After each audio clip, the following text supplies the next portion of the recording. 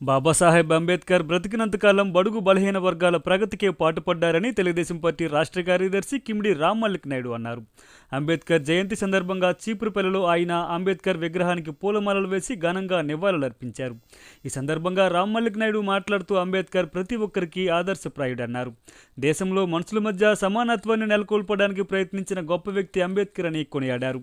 ఈ కార్యక్రమంలో చీపురుపల్లి నియోజకవర్గ మండల నాయకులు రౌతు కామనాయుడు, దన్నాన రామచంద్రుడు, పైల బలరాం, సారిపాక సురేష్, తాడ్డి సన్యాసి నాయుడు, మహంతి రమణమూర్తి తదితరులు పాల్గొన్నారు.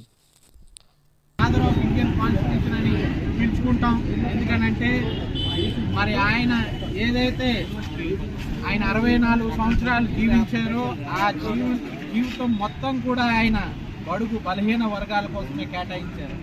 బ్రిటిష్ కాలంలో ఎన్ని ఇబ్బందులు పడుతున్నా లండన్ వెళ్ళి చదువుకొని వచ్చి ఆయన చదివిన ప్రతి మాట, చదివిన ప్రతి అక్షరం ఈ దేశ ప్రజల కోసం, ఈ దేశ అభ్యున్నతి కోసం, ఈ దేశానికి ఏదైతే ఇది వచ్చిందో ఇండిపెండెన్స్, దానికోసం అన్నిటి కోసం కష్టపడిన వ్యక్తి మరి అంబేద్కర్ గారు. అంబేద్కర్ గారి వల్లే ఈరోజు మరి ఈక్విటీ డే అని కూడా మనం పిలుచుకుంటాం.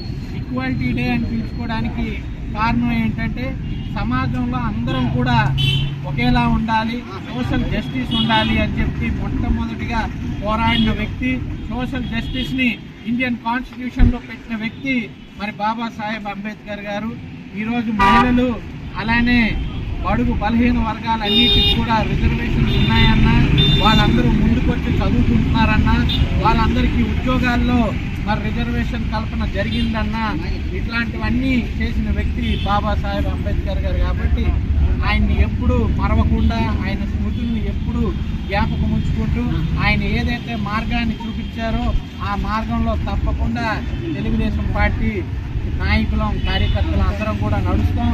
ఆయన కేవలం ఒక పార్టీకే కాదు, యావత్ దేశానికి కూడా స్ఫూర్తిదాయకం. దేశం మొత్తం ఆయన వైపు చూస్తూ ఆయన చెప్పిన బాటలో నడుస్తుంది. కాబట్టి మరొకసారి మరి ఆయన జయంతిని పూర్తిగా తీసుకుంటూ, ఆయన జీవితాన్ని పూర్తిగా తీసుకుంటూ ముందుకు సాగుతామని తెలియజేసుకుంటూ జై భీమ్.